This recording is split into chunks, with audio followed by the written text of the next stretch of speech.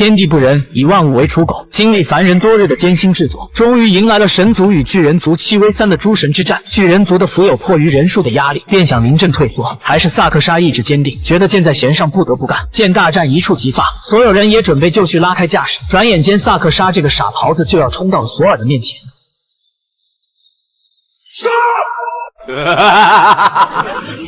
其实索尔并不想看到他们两败俱伤，他劝说众人将所有上古神器统一保管，从而来维系世界的和平。本就没有胜算的巨人族自然也向往和睦。之后巨人族终止了污染环境的项目，浮游主动将公司让给了妹妹萨克莎，而他也放飞自我找到了普通人做女友。维修师实现梦想，夺得了滑雪比赛的金牌。黑妹得偿所愿，成为顶级的流量明星。洛基也和她的男朋友过上了没羞没臊的生活，仿佛一切都向美好的一面发展。唯独索尔对当初威达杀害伊索的事耿耿于怀，不过想到大多数人的安危，他也就释然了。可他们都忽略了拉恩误射小男孩的那支箭。在学校组织的毕业典礼上，所有人都在欢呼雀跃，谁也没注意那个小男孩正用着神剑在练习。